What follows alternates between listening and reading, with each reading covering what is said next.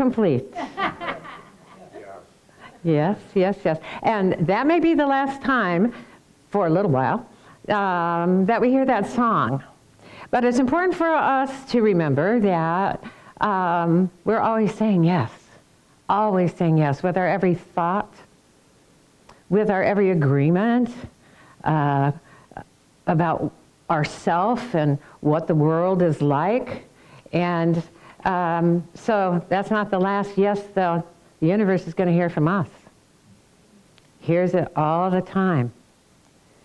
And as you know, this is the final Sunday in March, and whether it seemed to sprint past or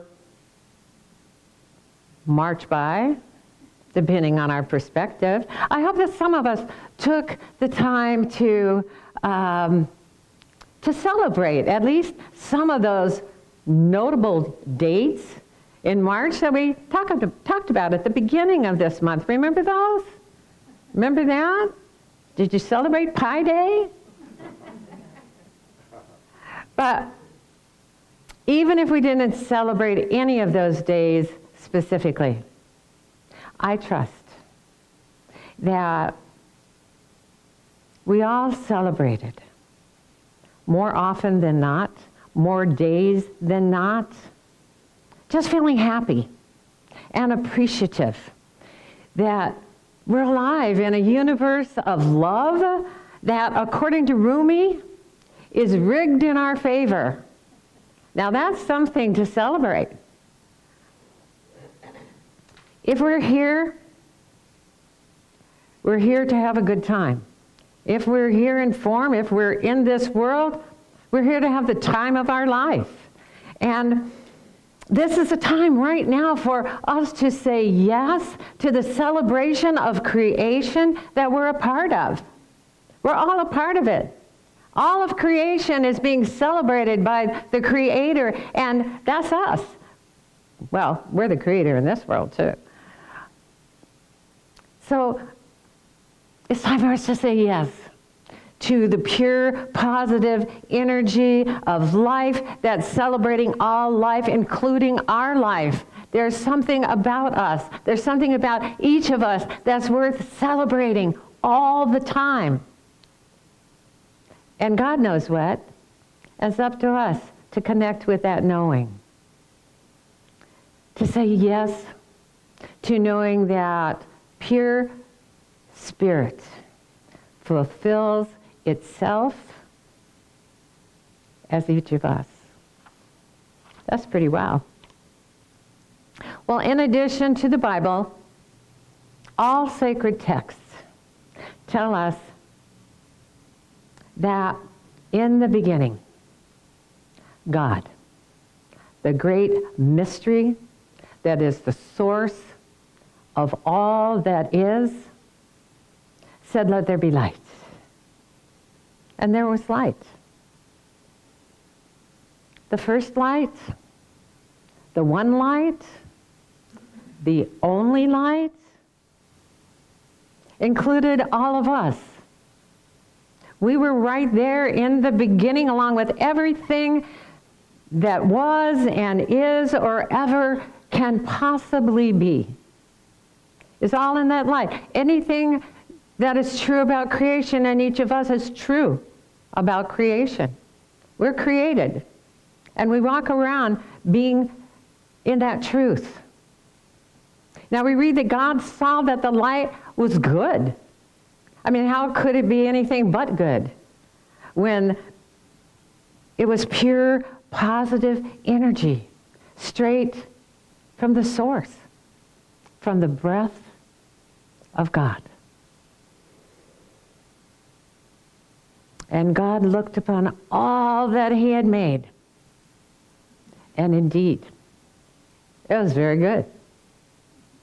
That very good included us then, and it includes us now. There's only one perfect creation, and we are that. And nothing has changed since the beginning. In Science of Mind, we read, the one cause back of all Never changes. But it does constantly remain active. And so we perceive a changing form within that which is formless. Now, since we've been on earth this last time while we're here, who knows how many times before, but we've all seen a lot of changes in our human form. I mean, none of us looks like we did when we were a baby. I mean, most of us don't look like we looked last year. Yet the one thing that hasn't changed and never will is that we are all expressions of the pure, positive, spiritual energy of love that is forever. Now, even though time and space aren't absolute truths about existence or our existence, or as science puts it, they're not fundamental realities, they surely seem to be while we're here in this human environment that appears within time and space. And our experiences while we're here in these changeable forms, these human forms, are affected over time. And that's actually really good news, because if we're getting better and better within us, where we truly exist over time, we're feeling better and better about who we are, what we want to do in this world while we're here. Which is to say, if we're becoming more peaceful, more joyful, and more loving as time passes by, then we're moving right along our earth journey according to the divine plan, the universal plan of expansion. And we're also, each of us, moving right along in our own divine plan to be here and do what we're doing. Abraham Hicks tells us nothing is more exhilarating than to dance through life, recognizing that the universe is there to yield to you whatever you want. That's why it's important for us to remind ourselves that we're here to have fun, to have the time of our life, the time and space of our life. We're here in these human forms to prove to ourselves that we truly can be and do and have and experience anything we want. And we prove that to ourselves by watching it manifest as our life, as our body and the things around us and the people around us and the experiences around us. We prove it to ourselves. However, that's only possible for us because we're never separate from the pure, positive, spiritual energy within us that created us and sent us forth into human form to shine and expand more and more while we're here. Rumi wrote, "We are stars wrapped in skin. The light you are seeking has always been within." The healing power, the brilliance, the love, the peace, the joy, and all the fulfillment we want and need as we travel our earth journey is already within us. We came prepared for this. We came ready for this. Even while we're here in human skin, the light that God saw as good in the beginning is still good in us. And it shines in our awareness anytime we allow it to. Even during dark times, the light exists and persists in us. It won't leave us. It can't leave us. If it ever left us, we'd never know about it because we wouldn't exist. We shine on the inside. We are a star attraction in a universe that's rigged in our favor. It's time to get excited about that. Whenever we remember it, that it's true, even if we remember it just for a moment. Whenever we remember that we are one with our unlimited source because we are filled with it and fulfilled by it, we're content. Being who we are, wherever we are, no matter what's happening in this time-space environment. Because we know that our good comes straight from our source. And that source is always within us.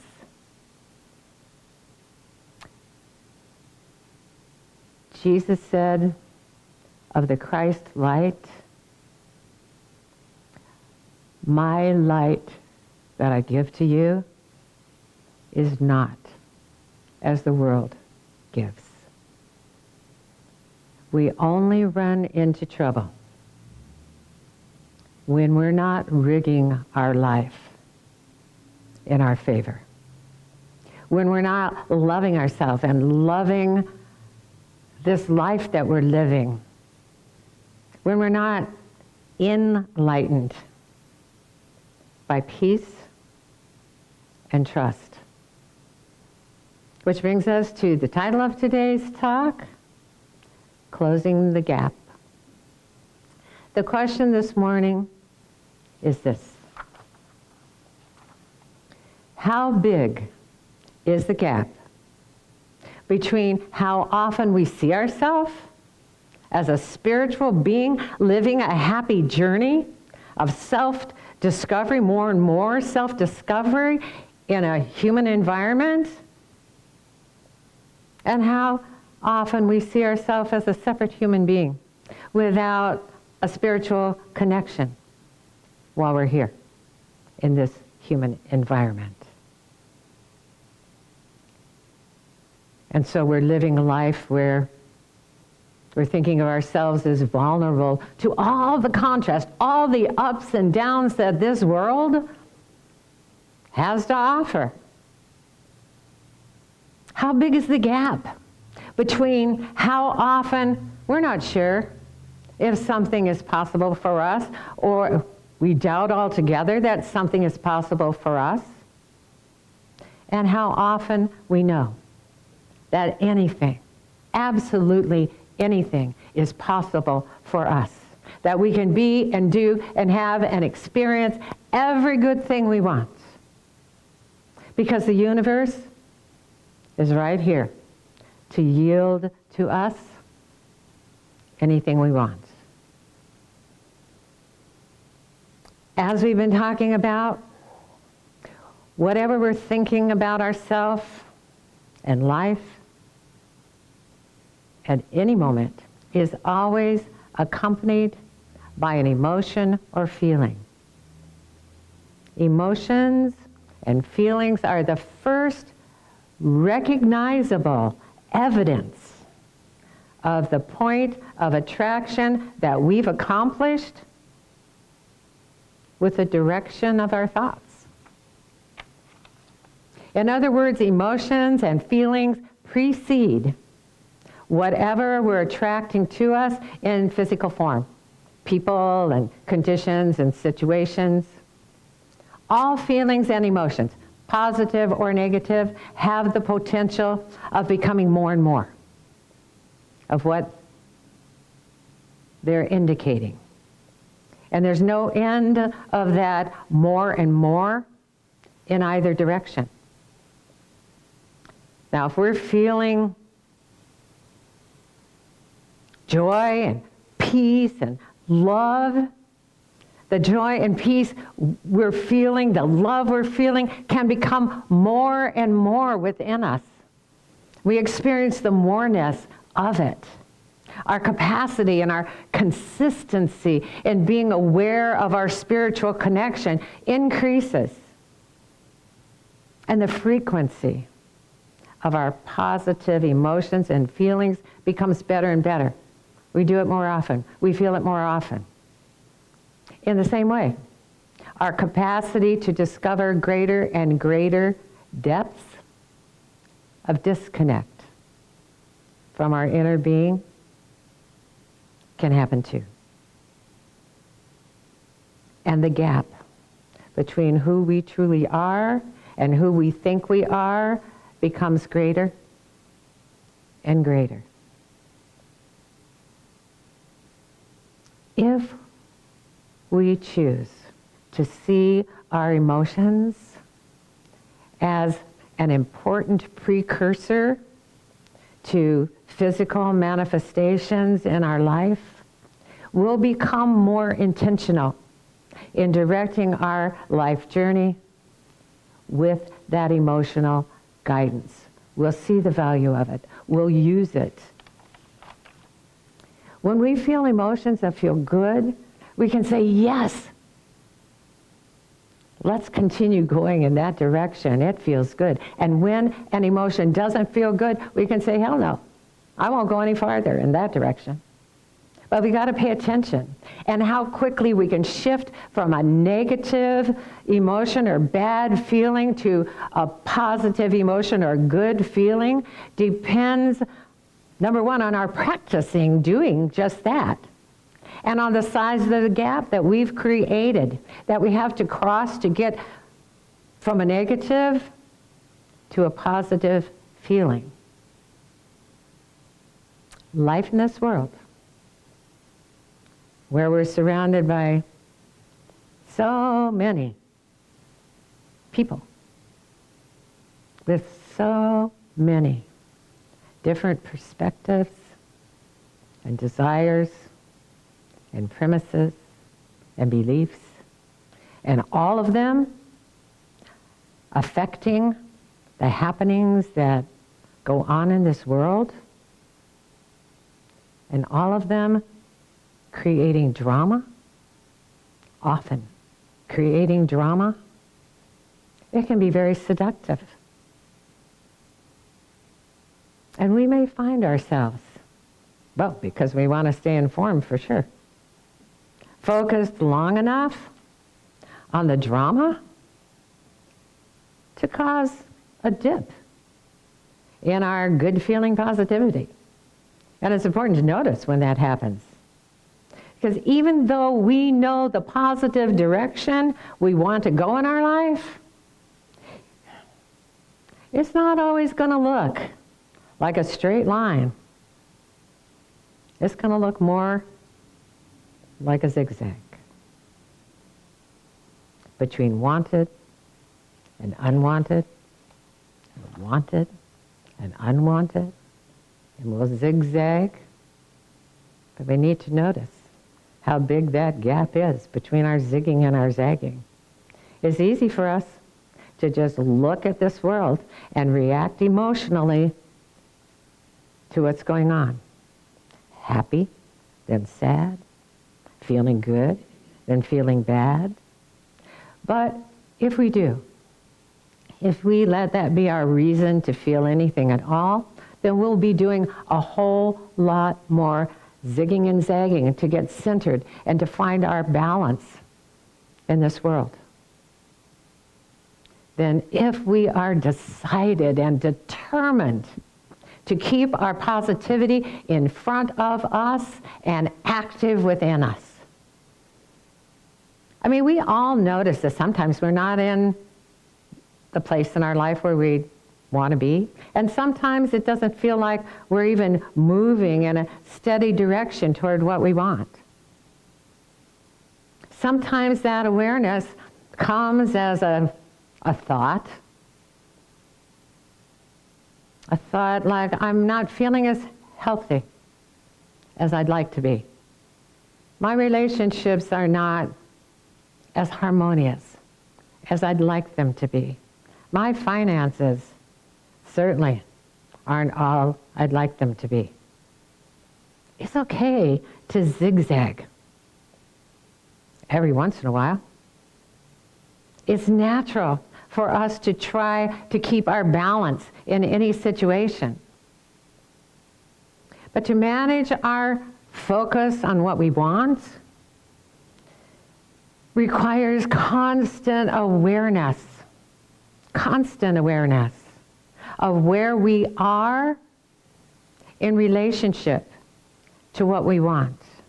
And that is the beauty of our emotional guidance system. Anytime we feel negative emotion, we know it's time to refocus. It just lets us know. Negative emotion isn't a bad thing. It's an alert. It lets us know it's time to refocus. And when we do, when we refocus, we'll feel a zigzag. And that's okay. But whether that zigzag feels exhilarating because our high vibration happened quickly, we went, or whether it makes us feel a little motion sickness because it took so long to get from where we were to where we wanted to be. It depends on how big the gap is between where we are and our hookup with our inner being. It depends on how far we've allowed our negative emotions to take us. Zigzagging, that's exhilarating and causes us to feel mentally active and alive, is really about closing the gap by maintaining our vibrational alignment as often as we can. It's about our intention to live with positive emotional integrity, to stay as often as we can in a positive vibrational frequency, and to value our vibrational alignment with our inner being above all else. Above all else.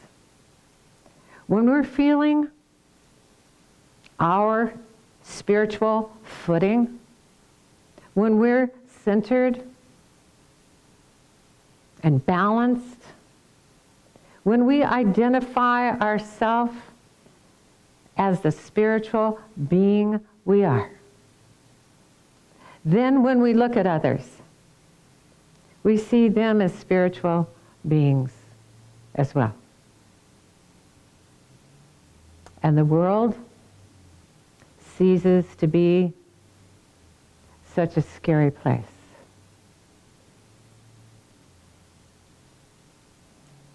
When we know who we are,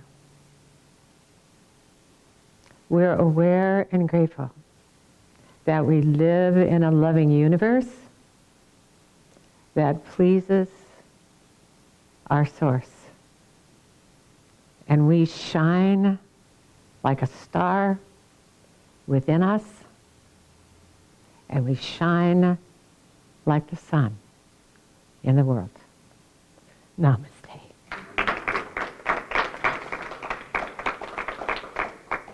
All right. See, if stuff weren't going on in the world, there'd be nothing for us to talk about, so hey, it's not all bad. Okay, so this is the time of our service. Grateful Jim's leaving, and life just feels right again, you know? Okay, he didn't last week, Laura. He sat right there the whole time. And we didn't know what to do with ourselves. But we're fine now. Okay, so this is the time of our service when we say thank you for being who you are, for caring about who you are, for expanding who you are, and letting LEC be an inspiration for all that you do, for a lot of what you do. Because collectively, together, we make such a difference. Right now, just being here, being uplifted, feeling so happy, feeling so aware of this miracle of the life that we are is actually doing great things in the world. Right now, right where we are. We don't have to go do anything. Just be right here, feeling as good as we're feeling, and we're doing a lot.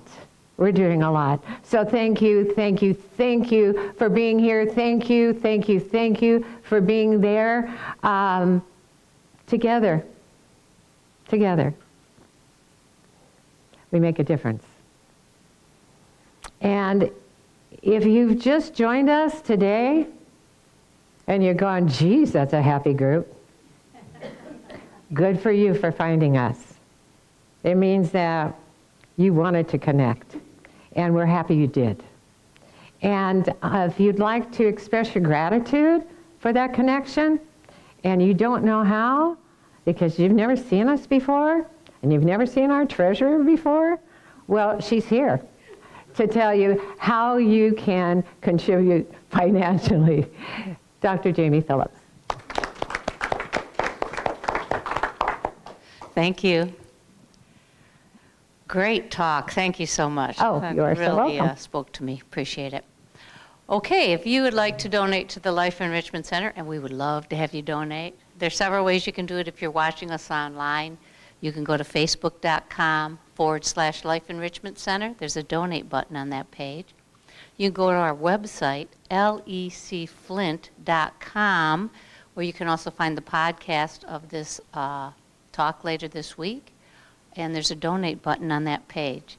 You can go to PayPal. Our email address for PayPal is lec2512@gmail.com. And lastly, you can send us a check to Life Enrichment Center, P.O. Box 294-321. Is that right? 294-321? What? 294-321? Yeah. Yeah, I say it every week. Yes, you do. Okay. And it's worth saying again. P.O. Box 294. 321. No? 321-294. Oh. I knew there was something. Okay, 321. You got to put that part first. 321-294, Flint, Michigan 48532. Woo. All right. Woo, that was a tough one. I only do it like 52 times a year. And if you're here in the sanctuary, you can give in the offertory, which we're going to be collecting as we listen to Marcia Allen singing in this very room. And then Reverend Stephanie will be up for a gratitude prayer. Thank you so much.